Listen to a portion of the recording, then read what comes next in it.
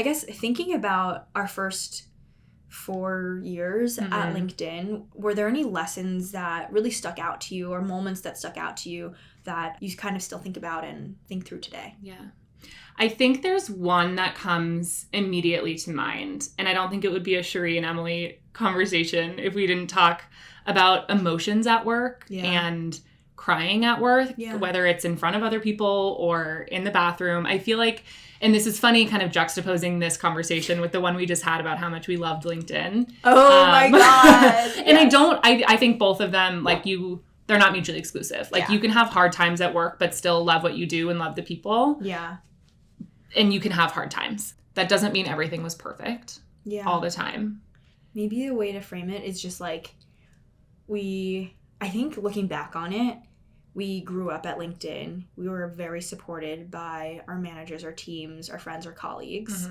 And we loved our time there. It doesn't mean that like day to day, there weren't things that happened at work that were like stressful. Yeah. I think looking back in aggregate, it was like amazing, double thumbs up. But like day to day, it can fluctuate based off of like the project that we're working on, disappointments with that project, or maybe a possible conflict with someone on our team. That's like, as a 22-year-old, like, what do we do? Yeah. And I think it's also important to stress that, like, those things are very normal. Yeah. Like, it's part of having a corporate job and any job. Like, you have your highs, you have your lows. Especially when you care like we care. Yeah. I think there's people who are able to separate their job from who they are, which sometimes we can do. But I think very early on when we're deriving so much of our, like, career worth from, like, this supposed 9 to 5. That was really hard. Yeah. I think it's like when something doesn't go right with the project, especially when I feel like you and I are really tied to the outcomes of the project and the people that we work with, and we want to do a good job. It's just like the way that I let out emotions is by crying. Yeah. The way I process emotions is through tears. And it doesn't actually necessarily sad. Like the feeling I feel like when that triggers me to cry is sometimes sad, but it actually often is like a frustration or an anger or a different feeling other than sadness. That is my initial reaction. And I found myself at a certain point, if you look back at our text chain, there are a lot of selfies of the two of us, whether it was in tears or post tears, texting each other, being like, just cried about something work related. It's like, just cry. What's up? Normalize crying at work. You want to normalize crying at work, though? Normalize crying because of work. Actually.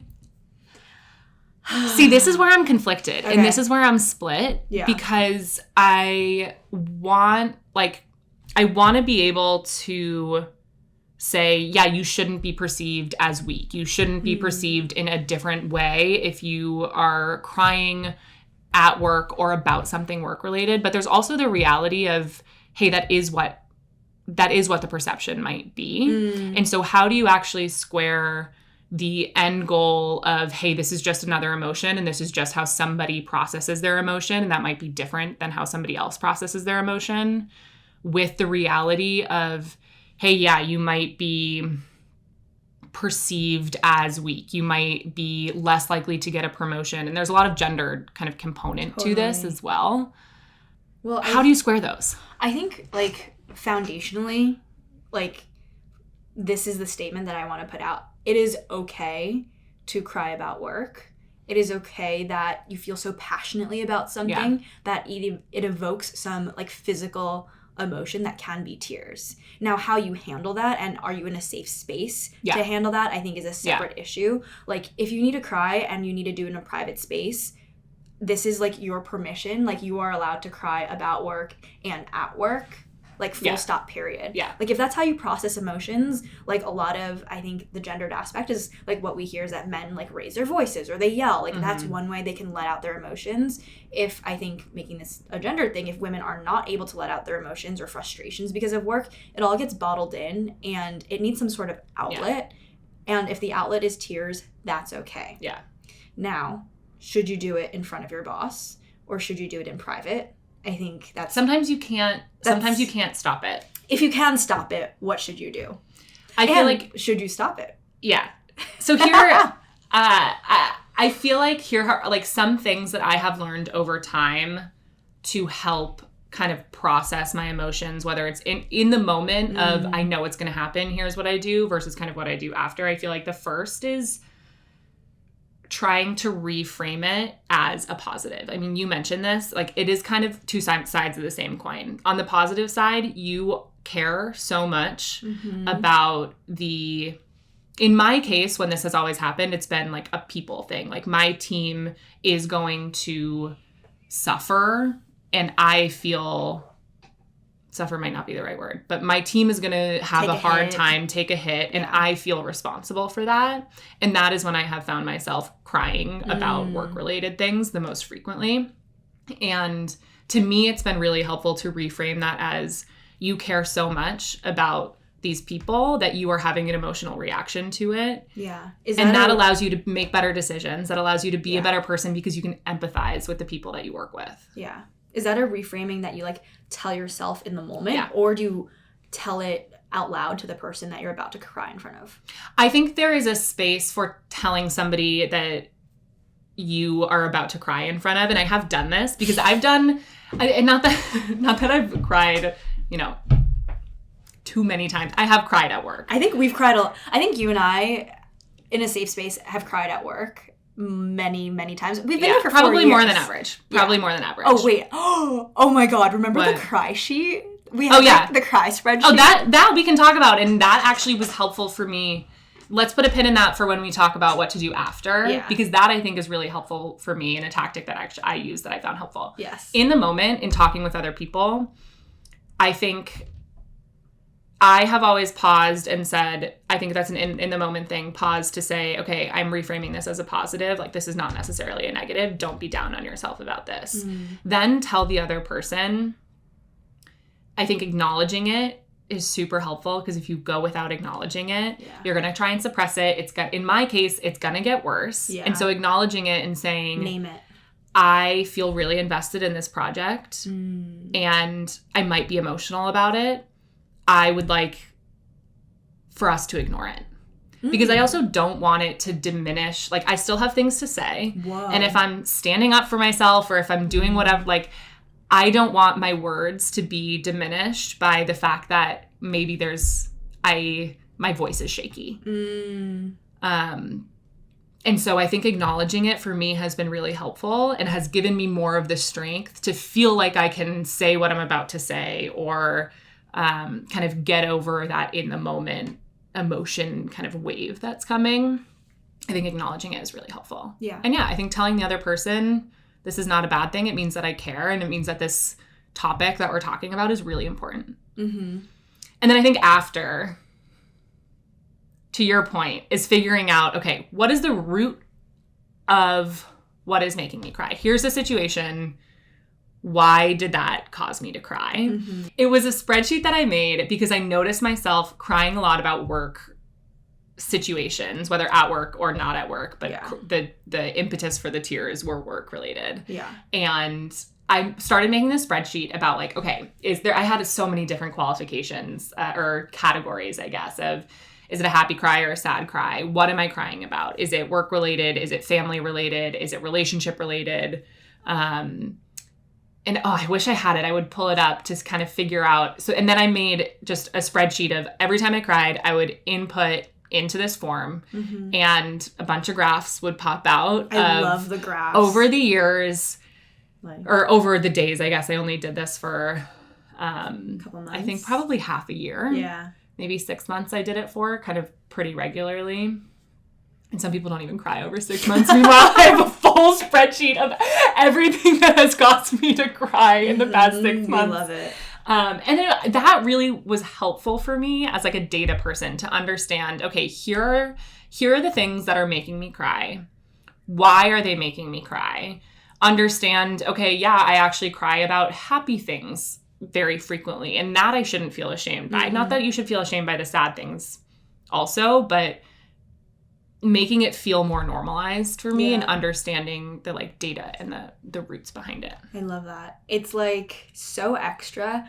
but also so on brand to make, like, to be like, what is the data behind this? It's a product manager thing to do. Can we have some graphs and charts so we can better visualize? What are the trends? What are the week over week trends? And then I'll say, and then maybe I can pull up the Cry spreadsheet, like the template that I took from yours. Yeah. And then maybe I can share it with people so they can see it. And then another thing that I was trying to link it with was, I think, just, is it related to my cycle? Because, like, that was important, I think, for me to realize, too. Just, like, within my body, like, what is happening? And if it is related, like, what can I learn from that? I think the spreadsheet had a, like, are you on your period, are you not? Yeah. Totally. Something that you said reminded me of, like, when you said acknowledging, I think that's really important if you're in a safe space. Yes. That, like, you're with someone that you feel like you can cry in front of, which I felt like I've cried in front of every single boss that I've had. I've had 3 while I was at LinkedIn. Yes. Mm-hmm. And I've cried in front of all of them. They've had different reactions to them. Yeah. But overall, very supportive. Like, one of them was just like, why are you crying? Can you go through the 3 different reactions? Yeah. The first reaction was like, dude, why are you crying? And then also just like, how can we work through this? And who do I need to talk to make this right? Yeah. So that you're not crying. Yeah. Like, very supportive, but he's like, dude, why are you crying? Yeah. The second person... Which sometimes also can be helpful because you're like, I don't know, why am I? But then also it really depends on your... Like, sometimes it can make it worse of you don't understand. Oh, yeah. I also didn't really understand why I was crying. So he helped me work through it. Yeah. And my bosses have all been men. I've only had female bosses. So interesting. Yeah. Well, so I think all 3 of my bosses, who are dudes... were very kind and considerate when I was crying. The second time, the boss that I cried to asked a lot of, like, questions to better understand the situation. And then actually, like, at one point I was, like, hunched over crying because, like, I was just, like, trying to hide my face. And he's like, sit up, take deep breaths, get some water, like, stay in this room for as long as this conference room, as long as you need. Like, if you need to take the rest of the day off, like, take it. Because he's like, you're not in the state to work. Because I was so upset about a project. Yeah. And then the third boss that I've had for the longest period of time was just, like, normal. It was just, like, normal for me to cry. Yeah.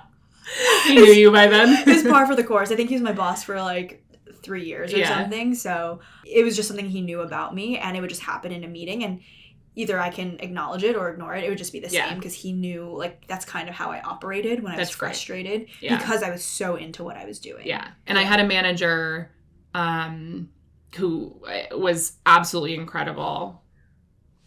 So incredible. I can't speak more highly of her, who I started crying. I think it was the first time of a handful of times I cried in front of her.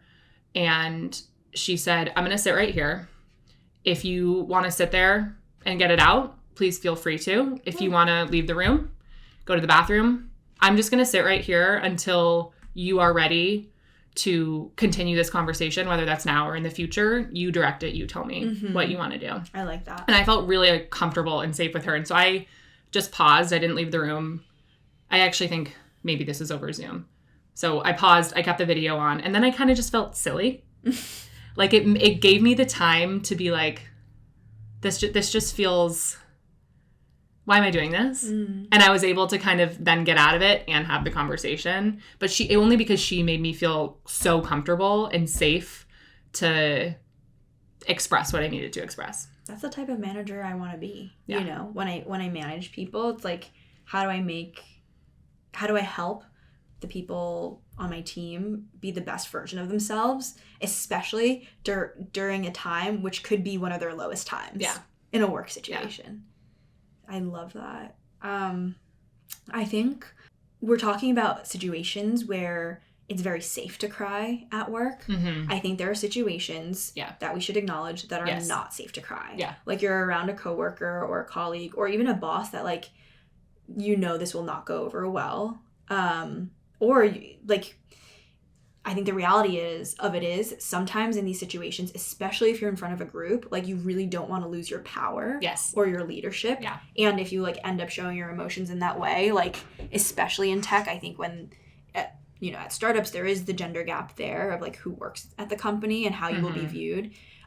Sometimes it is best to just pause, go to the bathroom, let it out, and do it privately and have no one see that you cried. Yeah. I think that's just like, I wish every situation could be supportive. Not all of them are. Yeah. Cry in the bathroom if you need to. Yeah. And I've talked to so many more girlfriends who've just cried in the bathroom in finance, in law, like, you know, where I think they're surrounded by less safe work situations to cry in. Yeah. I think that's a really, really important call out. Mm-hmm, mm-hmm.